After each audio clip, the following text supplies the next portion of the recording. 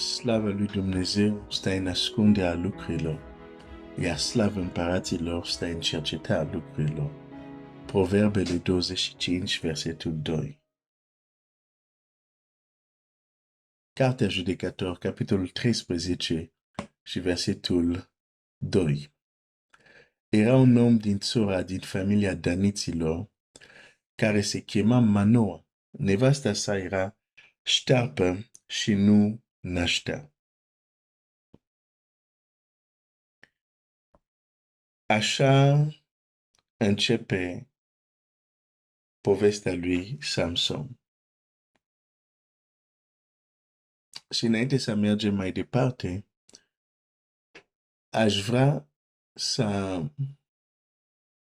realizăm un lucru.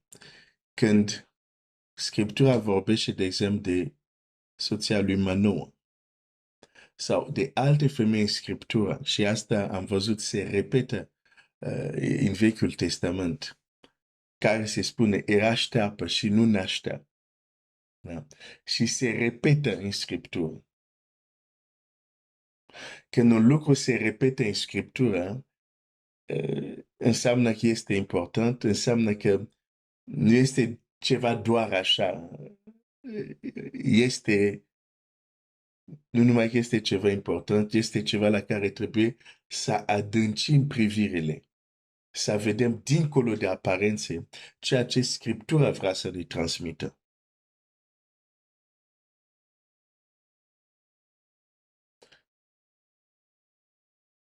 Sunt multe care aș dori să le spun legat de această realitate, dar probabil o să ne uităm la un aspect și sub o altă formă o să poate să vorbim mai mult despre această taină, pentru că există o taină aici.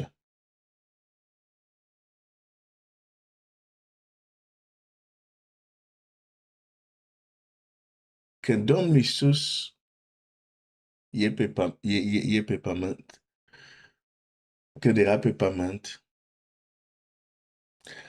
printre oameni care a vindecat sau probleme care a vindecat, erau cei care erau orbi, oameni care nu vedeau. Însă când citim Scriptura noastră atent, de exemplu, dacă ne uităm în Evanghelia lui Ioan, vom realiza că Domnul Iisus și chiar și Scriptura, când vorbește de orbire, nu se referă doar la orbire fizică, dar există și o orbire care nu este fizică, și anume niște oameni care văd fizic și totuși care sunt chemați de Domnul orb. De exemplu, zice, lăsați-i, sunt niște orbi care călăuzesc orb. Oamenii la care se facea referință vedeau foarte clar. Aveau ochii și pentru a-L pândi pe Domnul Iisus erau expert. Aveau vederea fizică care funcționează foarte bine. Dar Domnul Iisus îi numește orb. De ce? Pentru că există o orbire care nu este fizică, dar care este spirituală.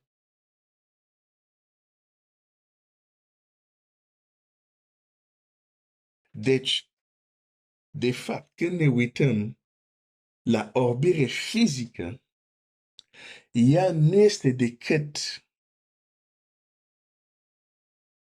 un fenomen care ne arată ce se întâmplă și din punct de vedere spiritual în viața oamenilor. Ne arată o problemă spirituală.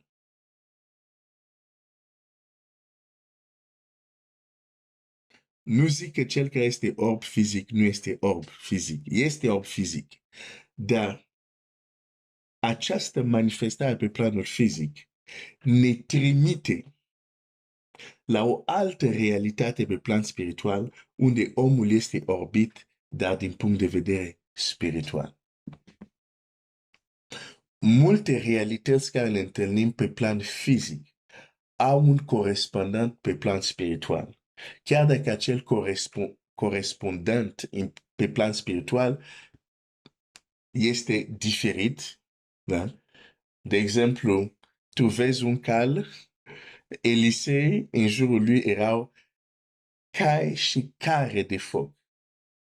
Deci calul care tu îl vezi alergând pe pașun sau mâncând, te trimite la o altă realitate spirituală care arată ca el.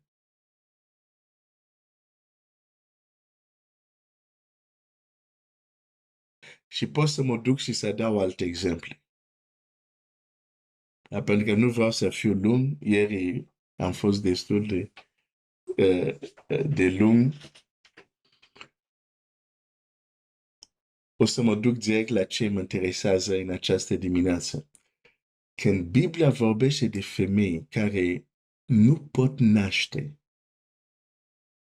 și chiar fizic ele era o problemă acolo, nu puteau să aibă copii, nu se referă doar la acel fenomen fizic, dar ne trimite la o altă realitate spirituală.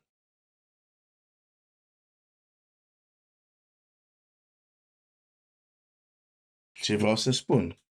Nu există doar sterilitate fizică, dacă pot să numesc această stare sterilitate.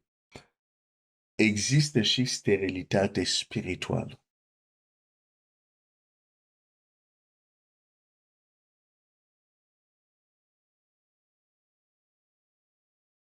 Și la fel cum cineva care vede foarte bine fizic poate să fie orb spiritual. Tot așa, cineva care poate să aibă copii, aici zic bărbat, femei, cineva care poate să aibă copii fizic, poate să fie steril spiritual.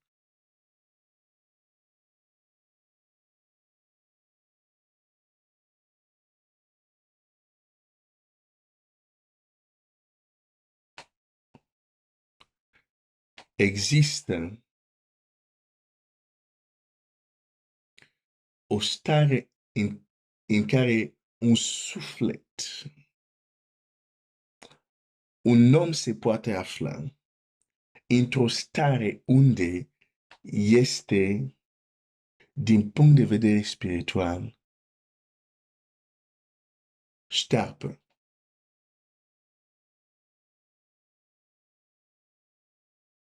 La masculin, cum se zice, șterp, nu știu, dar înlocuiește tu pentru mine, că știi limba umană mai bine decât mine. Dar există această stare care există. Și vreau să-ți spun că e mai des întâlnit decât cea fizică. Vei întâlni mai multe persoane steril spiritual decât vei întâlni persoane steril din punct de vedere fizic. Tot așa vei întâlni mai multe persoane orb din punct de vedere spiritual decât orb din punct de vedere fizic. Nu zic că cei orb din punct de vedere fizic nu există, dar, sau cei care sunt sterili din punct de vedere fizic nu există, există. Dar cei care sunt în această stare, din punct de vedere spiritual, sunt mult mai mulți.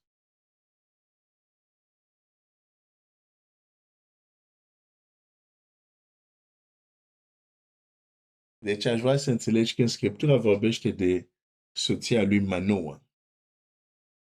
Nu vorbește doar despre soția lui Manoa.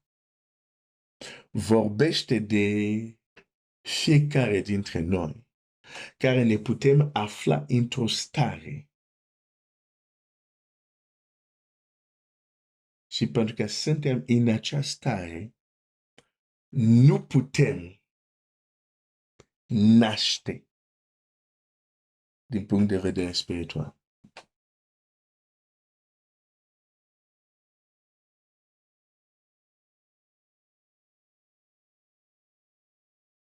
Deci este o problemă serioasă.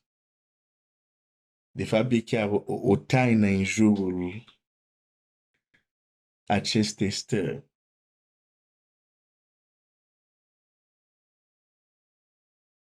Și deși o vedem pe soția lui Manoah în această stare, deși a trăit mulți ani în această stare, există o alternativă.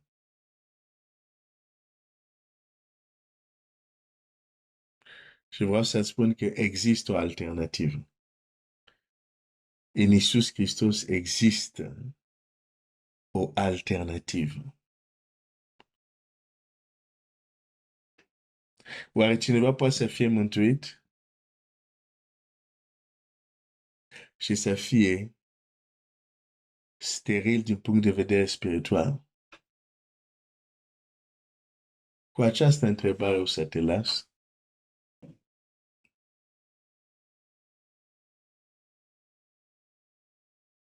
Și cu ajutorul lui Dumnezeu o să vedem cum mergem mai departe în a explora, a vedea ce Scriptura ne descoperă lucruri în jurul acestei taine.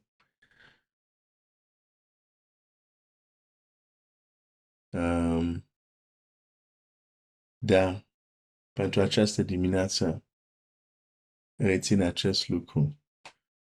Există o sterilitate care nu este fizică, care este spirituală și este foarte, foarte, foarte, foarte, foarte răspândită, mai mult decât crezi.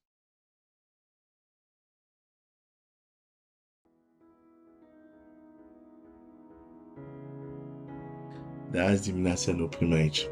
Dumnezeu să te binecuvinteze.